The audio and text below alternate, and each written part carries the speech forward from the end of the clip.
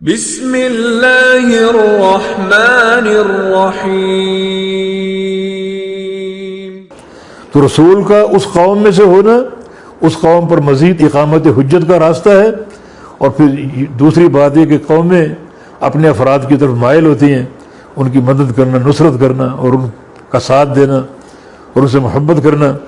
چنانچہ یہی منشا تھا کہ یہ قوم اسی قوم میں سے رسول ہو تاکہ قوم ان سے محبت کرے، نصرت کرے، تائید کرے۔ لیکن قوم کفار کا جو حال ہوا وہ واہ بغیر ذکر ہوتا رہتا ہے۔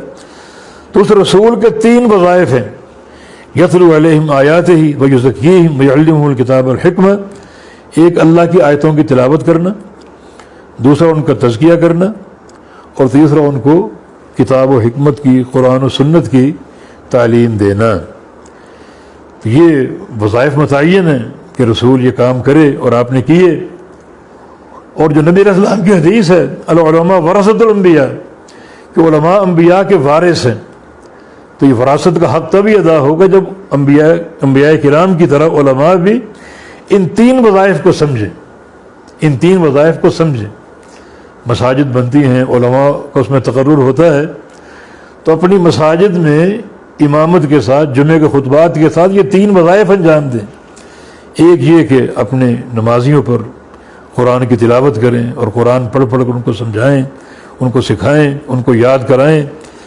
دوسرا ان کا تزکیہ کریں، ان کے اخلاق کی تعمیر کریں، ان کے عقیدے کی تعمیر کریں، ان کا تزکیہ نفس کریں، ان کو جو باطنی جلا ہے اور باطنی ایک طہارت اور صفائی وہ فراہم کریں۔ اور تیسرا ان کو قرآن اور حدیث کا درس دیں، قرآن اور حدیث کی تعلیم دیں۔ وَيُعَلِّمُهُ الْكِتَابَ وَالْحِكْمَةَ، اور ان کو تعلیم دیں الکتاب کی، یعنی قرآن پاک کی، والحکمہ، اور حکمت کی، یعنی نبی علیہ السلام کی احادیث کی۔ تو یہ وظائف ہر نبی کے ہیں، اور یہ وظائف محمد الرسول اللہ صلی اللہ علیہ وسلم کے تھے، اور یہ وظائف انبیاء کے ورثاء کے بھی ہیں۔ علماء جو انبیاء کے وارث ہیں انہیں بھی ان 3 کاموں کے ساتھ جو ہے وہ تصرف کرنا ہے اور اپنی جماعت اور قوم کی تربیت کرنی ہے۔ یہاں ایک نکتے کی بات ہے، یہ تینوں کام اللہ کے پیغمبر کے، اور تینوں کام اللہ کے پیغمبر نے انجام دیے: آیات کی تلاوت، تزکیہ نفس، اور کتاب و سنت کی تعلیم۔ اور پورا دین انہی چیزوں میں محصور ہے۔ ان پورے دین کی تعلیم دینا اور تزکیہ کرنا یہ محمد مصطفیٰ علیہ السلام کا کام ہے، آپ کا وظیفہ ہے، اور آپ نے کیا۔ تو آپ کی امت ہونے کے ناطے ہمیں چاہیے کہ انہی چیزوں پر اکتفا کریں جو اللہ کے نبی نے تعلیم دی، جو اللہ کے نبی نے تزکیہ کیا، اسی پر اکتفا کریں، اور اسی کو کافی سمجھیں، شافی سمجھیں، اسی کو دونوں جہانوں کی سعادت کا ایک خزانہ قرار دیں، اور حدود سے تجاوز نہ کریں۔ تجاوز سے مراد یہ کہ آج ہم نے اس دین کو تقسیم کر دیا۔ تقسیم کیسے کیا؟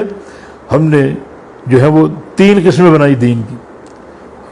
ہم سے مراد ہمارے پاکستان میں بہت رہنے والے اکثریت لوگوں کی، کہ دین ایک تو عقیدے کا نام ہے، دوسرا فقہ کا نام ہے، عقیدے کو اصول کا نام دیا، اور فقہ کو فروع کا نام دیا، اور تیسرا تصوف، تزکیہ، اور باطنی صفائی اور باطنی ایک جلا۔ اور تینوں میں انہوں نے تقسیم کی کہ اصول جو ہیں ان میں ہم پیروکار ہیں ابو الحسن اشعری رحمہ اللہ کی، اور فروع جو ہیں ان میں ہم پیروکار ہیں امام ابو حنیفہ رحمہ اللہ کی، اور جو تزکیہ نفس ہے، تصوف ہے، اس میں ہمارے بہت سے مشرب ہیں، وہ کوئی سہروردی ہے، کوئی نقشبندی ہے، کوئی قادری، کوئی چشتی، کوئی فلاں اور فلاں، عرب میں رفاعی، حسینی، شاذلی وغیرہ وغیرہ۔ یہ دین کو تقسیم کر دی۔ یہ آیت کریمہ کیا بتا رہی؟ یہ سارے کام اللہ کے پیغمبر نے کرنے، یہ سارے کام اللہ کے پیغمبر سے لو، اصول ہوں، فروع ہوں، اور تزکیہ نفس کے مسائل ہوں۔ ان سارے امور میں ہدایت محمد مصطفیٰ علیہ السلام کی طرف سے ہے، انہی کے دامن کو تھام لو۔ تم اصول میں محمدی بنو صلی اللہ علیہ وسلم، فروع میں محمدی بنو، اور مسائل تزکیہ میں محمدی بنو صلی اللہ علیہ وسلم۔ اور تقسیم کرنے کی ضرورت نہیں ہے، اصول میں فلاں کے پیروکار، فروع میں فلاں کے پیروکار، اور تزکیہ تصوف میں فلاں کے پیروکار۔ دین اس تقسیم کو نہیں جانتا۔ یہ سارے وظائف محمد مصطفیٰ علیہ السلام کے ہیں، اور تینوں کام آپ نے کیے، اور تینوں کاموں کی تعلیم آپ نے دی، اور ہم تک وہ پہنچی۔ اور جو تعلیم آپ نے دی اس قدر واضح اور روشن ہے کہ اللہ کے پیارے پیغمبر دنیا سے جانے سے پہلے یہ بات فرما گئے کہ ترکت فیکم ما ان سمتم بھی لن تضلوا ابدا، کہ جو کچھ میں چھوڑ کر جا رہا ہوں اسے اگر تھام لو گے کبھی گمراہ نہ ہوگے، ہمیشہ حق پر قائم رہو گے۔ مجھے چھوڑ کر جا رہا ہوں وہ کیا ہے؟ ترکتکم علی البیضاء لیلھا ونہارھا سواء، وہ ایسا ایک روشن راستہ ہے جس کی رات اور دن برابر، اتنا واضح راستہ کہ میرے اس دین میں رات نامی کوئی شے نہیں، سورج ہی سورج ہے، روشنی ہی روشنی ہے، نور ہی نور ہے۔ لقد جاءکم من اللہ نور، تمہارے پاس اللہ کی طرف سے نور آیا ہے، اس دین کو نور قرار دیا گیا۔